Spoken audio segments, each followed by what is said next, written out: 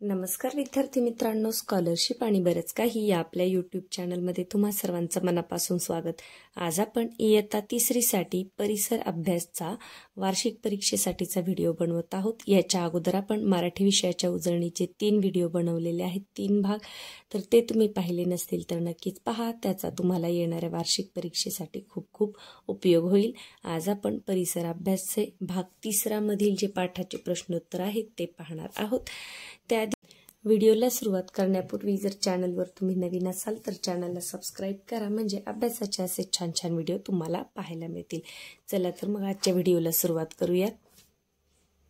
पहा, परिसर अभ्यास भाग 3 मधील 12वा पाठ आहे आपली अन्नाची गरज। तर मागच्या व्हिडिओमध्ये मी तुम्हाला एक स्वाध्याय पुस्तिका दाखवली होती, ही साकारची। तर तिच्यामध्ये परिसर अभ्यासचे सुद्धा खूप छान छान असे प्रश्न आहेत। तर आपण त्याच्यामधलेच प्रश्नांचा सराव करणार आहोत, कारण पाठ्यपुस्तकातील प्रश्न तर आपण पाठ शिकून झाल्यानंतर सोडवतच असतो। अजून याच्यामधून आपले जास्तीचे प्रश्नांची तयारी आज होणार आहे। चला तर मग प्रश्नोत्तर सुरू करूया। पहा, पहिला प्रश्न आहे, रिकाम्या जागा भरा। अन्नामुळे आपल्या टिंबटिंब वाढ होते। काय? अन्नामुळे आपल्या शरीराची वाढ होते। गाई म्हशी पाळणारे लोक त्यांना गवत तर देतातच, पण काय देतात? गवताबरोबर पेंड आणि आंबोण सुद्धा देतात। काय? पेंड आणि आंबोण। आता ह्या रिकाम्या जागा तुम्हाला तुमच्या पुस्तकांमध्ये पाहायला मिळतील। जर तुम्ही पाठ व्यवस्थित वाचला असेल तर हे जे शब्द असतात ते तुमच्या सहज लक्षात राहतात। तर गाई म्हशी पाळणारे लोक त्यांना गवत देतात, त्याबरोबर पेंड आणि आंबोण सुद्धा देतात। कोल्हे बहुधा कोंबडे पळवून नेतात। पहा, पाठामध्ये इथे दिलेलं आहे की कोल्हे माणसांच्या वस्तीमध्ये येण्याचे धाडस करतात, पण त्यांना वाघासारखी ताकद नसते, त्यांना गुरे मारणे अवघड जाते, म्हणून कोल्हे बहुधा कोंबडे पळवून नेतात। तर पाठ व्यवस्थित जर आपण मन लावून वाचला आणि नंतर हे प्रश्न सोडवले तर सगळ्या प्रश्नांची उत्तर आपल्या लगेच लक्षात येतात। पुढे पहा, पिके तयार झाली की त्यात दाणे भरू लागतात। ढेकूण माणसांचे रक्त शोषण करतात। आता डास सुद्धा करतात, पण बरेचसे डास हे वनस्पतींमध्ये रस शोषून घेतात। फक्त काही प्रकारचे डास आहेत की ते माणसांचे रक्त शोषतात। तर इथे काही योग्य शब्द आहे की ढेकूण माणसांचे रक्त शोषण करतात। फुलपाखरे फुलांमधील टिंबटिंब शोषून आपली भूक भागवतात। फुलपाखरे काय? फुलांमधील रस शोषून आपली भूक भागवतात। वनस्पती स्वतःचे अन्न स्वतःच तयार करू शकतात। वनस्पतींच्या पानांमध्ये हरित लवक असतात, त्यापासून ते सूर्यप्रकाशाचा वापर करून अन्न तयार करतात। यानंतर कीटक वनस्पतींची टिंबटिंब कुरतडून खातात। काय कुरतडून खातात? पाने। वनस्पतींनी तयार केलेल्या अन्नावर संपूर्ण टिंबटिंब अवलंबून आहे। संपूर्ण काय? सजीव सृष्टी अवलंबून आहे। यानंतर सजीवांना टिंबटिंब गरज असते। सजीवांना अन्नाची गरज असते, कारण पाठाचं नावच आहे की आपली अन्नाची गरज, त्यामुळे इथे योग्य शब्द काय आहे? सजीवांना अन्नाची गरज असते। आता पुढचा प्रश्न पहा, आपल्याला जास्त भूक केव्हा लागते? जेव्हा आपण जास्त काम करतो तेव्हा आपल्याला जास्त भूक लागते। यानंतर पेंड कशी तयार करतात? आता पेंड कशी तयार करतात त्याच्यासाठी पहा, इथे पुस्तकामध्ये दिलेलं आहे। पहा, तीळ, शेंगदाणे, सरकी अशा बियांपासून तेल काढून झाल्यावर उरलेला चोथा काही ठिकाणी याला ढेप असेही म्हणतात। म्हणजे पेंड कशी तयार होते? तीळ, शेंगदाणे, सरकी अशा तेलबियांपासून तेल काढून झाले की उरलेला जो चोथा आहे त्याच्यापासून काय बनवतात? पेंड बनवतात। यानंतर पुढचा प्रश्न पहा, आंबोण कसे तयार करतात? पहा, आंबोण कसे तयार करतात? पेंडच्या खालीच आहे पहा, गूळ, धान्याची भरड आणि पेंड पाण्यात एकत्र कालवून ते मिश्रण आंबवल्यानंतर तयार होणारा पदार्थ म्हणजे आंबोण। तर ते कसे तयार करतात? गूळ, धान्याची भरड आणि पेंड पाण्यात एकत्र कालवून ते आंबवतात आणि अशा प्रकारे आंबोण तयार करतात। घोड्यांना गवताबरोबर काय खायला देतात? घोड्यांना गवताबरोबर भिजवलेले हरभरे सुद्धा खायला देतात। मांजरांना काय काय आवडते? आता मांजरांना दूध आवडते, त्याच्याच बरोबर अजून काय आवडते? मांजरांना कबुतरे, चिमण्या, पारवे अशा पक्षी सुद्धा मांजर मारून खाते। म्हणजे मांजरांना दूध, उंदीर, कबुतरे, पारवे, चिमण्या असे पक्षी खायला आवडतात। यानंतर पुढचा प्रश्न पहा, पुढे पहा, जंगलातील हिंस्र प्राणी काय खातात? हिंस्र म्हणजे हिंसा करणारे, दुसऱ्या प्राण्यांची शिकार करणारे. तर जंगलातील हिंस्र प्राणी इतर प्राण्यांची शिकार करून त्यांचे मांस खातात. गोठ्यातील जनावरांचे रक्त कोण शोषण करते? गोठ्यातील जनावरांचे रक्त गोचिडी शोषण करतात. वनस्पती कशाच्या मदतीने स्वतःचे अन्न तयार करतात? वनस्पती सूर्यप्रकाशाच्या मदतीने स्वतःचे अन्न तयार करतात. वनस्पतींचे अन्न कोठे तयार होते? वनस्पतींचे अन्न पानात तयार होते. यानंतर खाली दिलेल्या तक्त्यामध्ये प्राणी वनस्पती कोणता भाग खाऊन पोट भरतात ते लिहून हा तक्ता पूर्ण करायचा आहे. पहा, शेळी काय खाते? गवत आणि पाने. फुलपाखरू फुलांचा रस. सुरवंट झाडाची पाने. आणि डास वनस्पतींचा रस शोषण करतो. यानंतर पहा, आता पुरेसे अन्न मिळाले नाही तर त्याचा आपल्यावर काय परिणाम होईल? पुरेसे अन्न मिळाले नाही तर आपल्या शरीराची होणारी झीज भरून निघणार नाही आणि आपल्याला मरगळ येईल, उत्साह वाटणार नाही आणि काय होईल? आपल्या शरीराची चांगली वाढ होणार नाही. यानंतर माणसांच्या वस्तीत येऊन कोल्हे गायीची शिकार का करत नाही? कारण काय होतं, कोल्ह्यांना वाघांइतकी ताकद नसते. त्यामुळे माणसाच्या वस्तीत येऊन सुद्धा कोल्हे गायीची शिकार करत नाही. तर कोल्हे काय? कोंबडे पळवून नेतात, कारण त्यांना वाघाइतकी ताकद नसते. हिंस्र प्राणी माणसाच्या वस्तीमध्ये काय येतात? कधी कधी जंगलामध्ये त्यांना शिकार मिळत नाही आणि त्यांची उपासमार होते, म्हणून हिंस्र प्राणी माणसाच्या वस्तीमध्ये येतात. पुढे पहा, जरा डोके चालवा.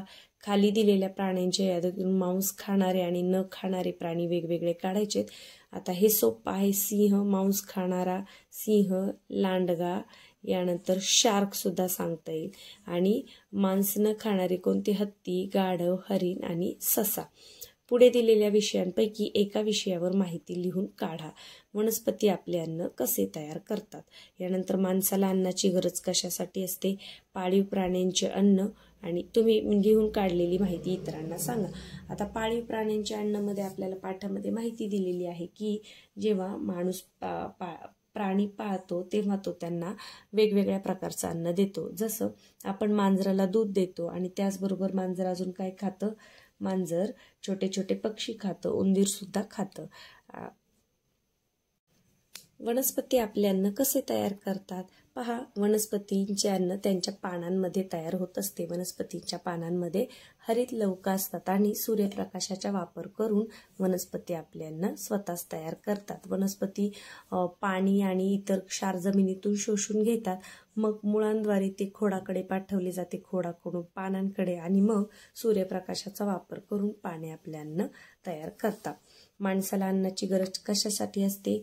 आपल्याला काम करण्यासाठी, कामामध्ये उत्साह येण्यासाठी, शरीराची झीज भरून काढण्यासाठी आणि माणसाच्या शरीराची वाढ होण्यासाठी आपल्याला अन्नाची गरज असते. पाळीव प्राण्यांच्या अन्नामध्ये आपण काय लिहू शकतो की पाळीव प्राण्यांना आपण निसर्गामध्ये जे मिळतं ते तर ते खातातच, परंतु आपण घरी सुद्धा त्यांना वेगवेगळ्या प्रकारचं अन्न देत असतो. जसं आपण कुत्रा जर पाळला तर त्यांना आपण भाकरी चपाती बरोबरच बरेच जण मांसाहार सुद्धा देतात.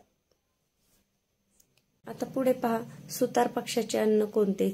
ते अन्न सुतार पक्षी कसा मिळवतो याविषयी माहिती लिहा. आता सुतार पक्षी म्हणजे तुम्हाला माहिती आहे, झाडाच्या खोडामध्ये चोचीने मारत राहणारा तो सुतार पक्षी, म्हणून त्याचं नाव सुतार पक्षी पडले. तर तो जेव्हा झाडाच्या खोडांवर चोच मारतो तेव्हा सालीमधून जे किडे वगैरे बाहेर येतात तेच तो खात असतो.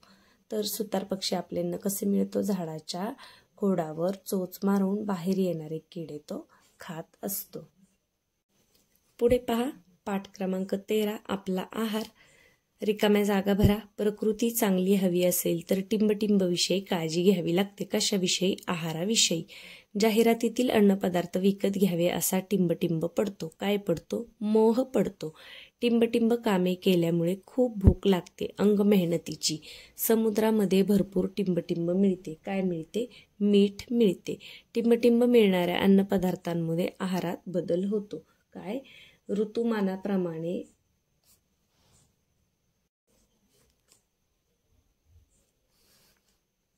ऋतुमानाप्रमाणे मिळणाऱ्या अन्नपदार्थामुळे आहारात बदल होतो. आता चुकी बरोबर ते लिहा. घरी केलेला प्रत्येक पदार्थ आवर्जून खावा, बरोबर आहे.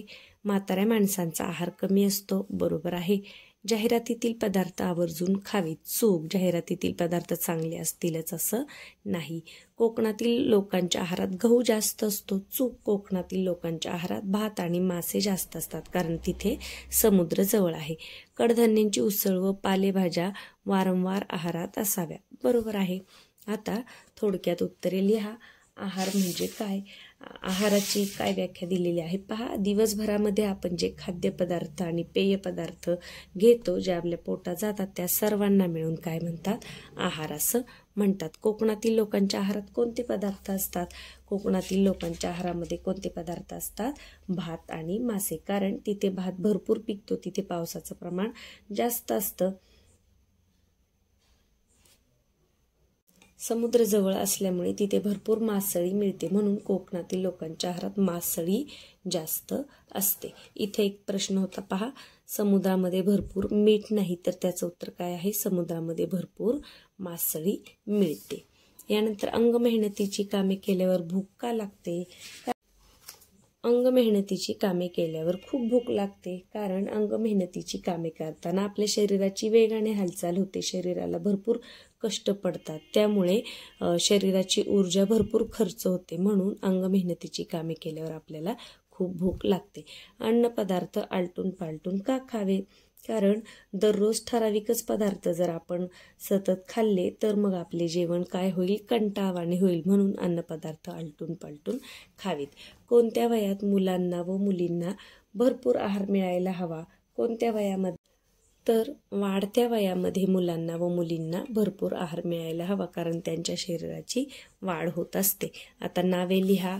बैठे काम फक्त 5 लिहायचे. ते बसून आपण काय काय करतो? कपडे धुणे, भांडी घासणे, यानंतर विणकाम करणे असेल, मडकी बनवणे असेल, या पद्धतीची बैठी कामं तुम्हाला लिहायची आहेत. अंग मेहनतीचे कामं ओझे वाहून नेणे, शेतात नांगर चालवणे, यानंतर शेतातून धान्याची कापणी करणे, घरातील भांडी घासणे, फरशी पुसणे, ही काय आहेत? अंग मेहनतीची कामे. आता हिवाळ्यामध्ये येणारी फळे, कोणकोणती फळे येतात हिवाळ्यात? हिवाळ्यामध्ये येणारी फळ्यांची नावं तुम्हाला लिहायची आहेत. संत्री, मोसंबी, सफरचंद. यानंतर उन्हाळ्यात येणारी फळे, मग त्याच्यामध्ये द्राक्ष असेल, आंबा असेल, कलिंगड, टरबूज, या पद्धतीने 5-5 नावं तुम्ही लिहायची आहेत. तुमच्या जेवणातील अन्नपदार्थ, मग भात, वरण, चपाती, भाजी, असं काहीही तुम्ही इथे लिहू शकता. यानंतर पहा, कडधान्यांची नावे लिहा. कडधान्य म्हणजे तर पहा, हरभरा, मूग, मटकी, हे काय आहेत? कडधान्य आहेत. वाटाणा, हुलगे, यानंतर वाल. गोडाधोडाचे जेवण आपण कधी करतो? आपण गोडाधोडाचे जेवण सणासुदीला करतो. आंबा कोणत्या ऋतूत येतात? आंबे उन्हाळ्यामध्ये येतात. अन्नाविषयी काळजी का घ्यायला हवी? कारण आपल्या शरीराची व्यवस्थित वाढ होण्यासाठी आपल्याला अन्नाची गरज असते. थोडक्यात प्रकृती चांगली ठेवण्यासाठी आपल्याला अन्नाविषयी काळजी घ्यायला हवी. आता जे असे महत्त्वाचे प्रश्न आहेत ते पहा. या पद्धतीने पुस्तकामध्ये अगदी रंगीत याच्यामध्ये लिहिलेली आहे. खूप छान अशी आपलं हे पुस्तक आहे पहा. प्रकृती चांगली ठेवण्यासाठी अन्नाविषयी काळजी घ्यायला हवी. आता पुढे पाहूया.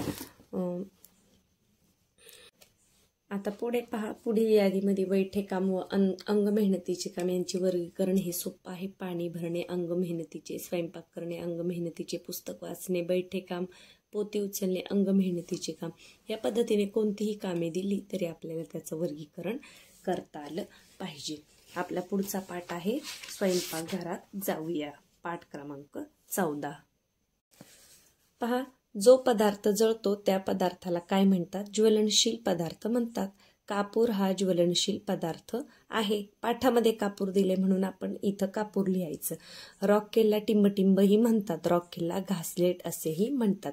सूर्याच्या उन्हातील उष्णता घेऊन पदार्थ शिजवणाऱ्या चुलींना सौर चूल म्हणतात. काय म्हणतात? सौर चूल. टिंबटिंब स्वयंपाक करायला कमी वेळ लागतो. गॅसवर स्वयंपाक करायला कमी वेळ लागतो. अन्नपदार्थाच्या गटातील विसंगत पदार्थ ओळखा. विसंगत म्हणजे वेगळा, गटात न बसणारा. भजी, मोदक, इडली, ढोकळा. आता मोदक, इडली, ढोकळा वाफवून करतात, भजी तळून, म्हणून भजी याच्यामध्ये वेगळं येईल. आंबा, चपाती, भाकरी, पुरी. आंबा आपण कच्चा खातो, हे बाकी आपण शिजवून खातो. चकली, करंजी, शंकरपाळी, लाडू. आता चकली, करंजी, शंकरपाळी तळून खातो आणि लाडू हे तळावे लागत नाही, म्हणून वेगळं काय आहे लाडू. बटाटे वडा, भजी, समोसा हे तिन्ही तळावं लागतं. डोसा मात्र तळावा लागत नाही, तो भाजावा लागतो. केक, चपाती, पाव, बिस्किट. आता केक, पाव, बिस्किट हे बेकरीमध्ये तयार होतं आणि ते बेक करावं लागतं. चपाती मात्र आपल्याला भाजावी लागते. मग वेगळा असा पदार्थ तुम्हाला ओळखता आला पाहिजे. प्रत्येकी 2 उदाहरणे लिहा. उकळवणे. आता आपल्याला काय उकळवून घ्यायला लागतं पहा. उकळवून कोणते पदार्थ केले जातात? भात केला जातो, यानंतर खीर केली जाते उकळवून. तळणे, मग तळून काय करतो आपण? भजी करतो, वडे करतो, पुऱ्या करतो. वाफवणे, वाफवून काय करतो? मोदक करतो, इडली करतो, यानंतर ढोकळा सुद्धा करतो. आणि भाजणे काय? भाकरी, चपाती आपण भाजत असतो. तर या पद्धतीने हे जे प्रकार आहेत उष्णता देण्याचे हे तुम्हाला माहीत असले पाहिजेत. त्याचं वर्गीकरण सुद्धा करता आलं पाहिजे. कृती लिहा. काकडीची कोशिंबीर बनवणे.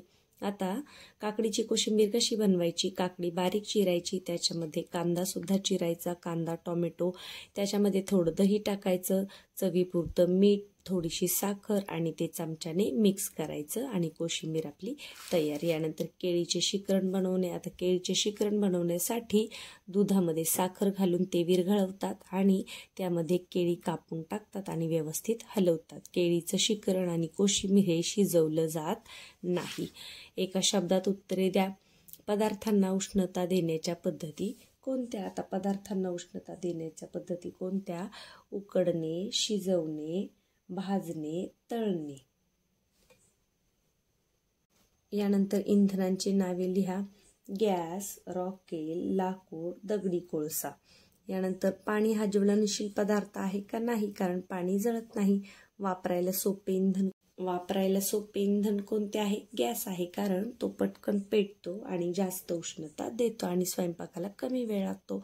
कोणत्या भाज्या न शिजवता खातात? टोमॅटो, यानंतर कोथिंबीर, तसेच काकडी, बीट या ज्या भाज्या आहेत त्या न शिजवता खातात. थोडक्यात उत्तरे लिहा. कोणत्या पदार्थाला ज्वलनशील पदार्थ म्हणतात आणि त्याचे उदाहरण लिहा. पहा, जो पदार्थ जळू शकतो त्याला ज्वलनशील पदार्थ म्हणतात. आता त्याचं उदाहरण आहे उदाहरणार्थ कापूर, कारण कापूर हा जळू शकतो म्हणून कापूर ज्वलनशील आहे. कोणत्या पदार्थांना इंधने म्हणतात व त्यांचे उदाहरण लिहा. आता उष्णता मिळवण्यासाठी जो ज्वलनशील पदार्थ सोयीस्करपणे वापरता येतो, म्हणजे सोयीनुसार वापरता येतो, त्याला इंधन असे म्हणतात. त्याचं उदाहरण काय आहे? स्वयंपाकाचा गॅस आहे, रॉकेल आहे, दगडी कोळसा ही काय आहेत? इंधनाची उदाहरणे आहेत. ज्यांच्या घरी लाकूड व कोळसा स्वयंपाकासाठी वापरतात त्यांनी कोणती काळजी घेतली पाहिजे? आता ज्यांच्या घरी लाकूड व कोळसा वापरतात त्यांनी लाकूड पेटवताना किंवा कोळसा पेटवताना खूप जास्त धूर होणार नाही, हवा खेळती राहील याची काळजी घेतली पाहिजे. यानंतर अन्नपदार्थ बनवताना उष्णता का दिली जाते? अन्नपदार्थ शिजवण्यासाठी त्यांना उष्णता दिली जाते आणि शिजवल्यामुळे अन्नपदार्थ काय होतात? पचायला हलके होतात आणि चवीला सुद्धा रुचकर होतात. परिसराची हानी कशामुळे होते? आता जेव्हा लाकूड, कोळशासारखी धूर करणारी इंधने आपण वापरतो तेव्हा काय होतं? त्यांचा धूर होतो आणि त्यामुळे काय होते? परिसराची हानी होते. तसेच सरपणासाठी आपल्याला वनस्पतींची तोड सुद्धा करावी लागते. आता पुढील अन्नपदार्थ तयार करताना उष्णता देण्याचा कोणत्या प्रकार वापरतात? डोसा काय? भाजणे, आमटी उकळणे, थालीपीठ भाजणे, ढोकळा वाफवणे आणि पुरी तळणे. यानंतर याच्यामधला तिसऱ्या भागातला शेवटचा पाठ आहे, म्हणजे तिसऱ्या भागातला. यानंतर आपण चौथ्या भागातले पण प्रश्नोत्तर पाहणार आहोत. तो आहे आपले शरीर. पुढे पहा पाठ क्रमांक 15. आपले शरीर. रिकाम्या जागा भरा. प्रत्येकाच्या शरीराची टिंबटिंब निरनिराळी असते. ठेवण निरनिराळी असते. आपणच आपल्या शरीराची काळजी घ्यायला हवी. टिंबटिंब, धड, हात व टिंबटिंब हे शरीरातील मुख्य भाग आहेत. कोणते? डोके, धड, हात आणि पाय. डोके, धड, हात आणि पाय हे आपल्या शरीराचे मुख्य भाग आहेत. मानेच्या पुढच्या भागाला काय म्हणतात? गळा म्हणतात. छाती, टिंबटिंब व टिंबटिंब मिळून धड बनते. छाती, पोट आणि पाठ मिळून काय बनते? धड बनते. छाती, पोट आणि पाठ मिळून. चुकी बरोबर लिहा. मानेच्या पुढच्या भागाला गळा म्हणतात, बरोबर आहे. पायाची बोटे हा पंजाचा भाग आहे, चूक. पंजा कशाला म्हणतो आपण? हाताचा पंजा म्हणतो. यानंतर हात खुब्याच्या ठिकाणी धडाला जोडलेला असतो, चूक. हात कुठे? खांद्याच्या ठिकाणी धडाला जोडलेला असतो, खुब्याच्या ठिकाणी पाय जोडलेला असतो. सर्वांची चेहरेपट्टी सारखीच असते, चूक. जुळ्या बहिणीत काहीही फरक नसतो, चूक. यानंतर पुढील प्रश्नांची उत्तरे लिहा. पायाचे भाग लिहा. आता पायाचे भाग कोणते आहेत? मांडी, तंगडी आणि पाऊल असे पायाचे 3 भाग आहेत. हाताचे भाग लिहा. हाताचे भाग काय आहेत? दंड, अग्रबाहू आणि हाताचा पंजा असे हाताचे सुद्धा 3 भाग आहेत. बाह्येंद्रिय म्हणजे काय? बाह्येंद्रियांची नावे लिहा. आता बाह्येंद्रिय म्हणजे काय? बाह्य अवयवांना बाह्य इंद्रिय असेही म्हणतात. उदाहरणार्थ कान, नाक, हात आणि पाय हे आपले अवयव आहेत, ते शरीराच्या बाहेरच्या बाजूला आहेत, म्हणून त्यांना बाह्य अवयव असेही म्हणतात. आणि बाह्य इंद्रिय म्हणजे मग त्याच्यामध्ये आपण कान, नाक आणि त्वचा असे यांचा समावेश करू शकतो. हात किती ठिकाणी व कोठे वाकू शकतो? आता पहा, हात आपला खांदा, कोपर, मनगट या ठिकाणी वाकू शकतो आणि हाताची बोटे सुद्धा आपल्याला वाकवता येतात. धड किती ठिकाणी आणि कोठे वाकू शकतो? धड फक्त कमरेपाशी वाकू शकते, म्हणून आपल्याला खाली वाकता येते आणि खाली पडलेली वस्तू उचलता येते. यानंतर खेळताना सुद्धा आपल्याला अडचण येत नाही, कारण आपलं धड कमरेमध्ये वाकत असतं. यानंतर पुढील अवयव कोणत्या ठिकाणी वाकतो? आता तोच प्रश्न आहे, पहा थोडासा वेगळ्या पद्धतीने. मग हात, खांदा, कोपर, मनगट आणि बोटे, कंबर, धड. आणि कंबर कुठे वाकू शकते? आपली खुब्याजवळ. आणि धड कुठे? कमरेमध्ये वाकू शकते. यानंतर जोड्या लावा. पहा, हाताचं काय? कोपर, पायाची मांडी, धडाचे काय? छाती आणि तोंड, हनवटी. म्हणजे अवयवांच्या जोड्या आहेत थोडक्यात. पुढे आपले अवयव कोणकोणत्या ठिकाणी वागतात त्याचे निरीक्षण करा. 2 म्हणजे हे उपक्रम आहेत. यानंतर शरीराचे भाग दाखवा. मग चित्र दिलेलं असेल तर मग आपल्याला नाक, गुडघे, पाऊल हे भाग दाखवता आले पाहिजेत. हाताचे भाग दाखवा, पायाचे भाग दाखवा. तर या पद्धतीने आपले शरीर याच्यावरचे वेगवेगळे प्रश्न आपण पाहिलेले आहेत. आता भाग 3 मधील अजून 4 पाठांचे प्रश्नोत्तर आपले पाहायचे बाकी आहेत, तर आपण ते पुढच्या भागामध्ये पाहूयात, म्हणजे व्हिडिओ जास्त मोठा होणार नाही. व्हिडिओ आवडला असेल तर व्हिडिओला नक्कीच लाईक करा. याच्यामधले प्रश्न तुम्ही स्वतः वहीमध्ये लिहून काढा आणि 2-3 वेळा जरी तुम्ही त्याची उजळणी केली तरीही ते तुमच्या लक्षात राहणार आहेत. चला तर मग पुन्हा पुढच्या भागामध्ये उरलेल्या पाठांची उजळणी करूयात.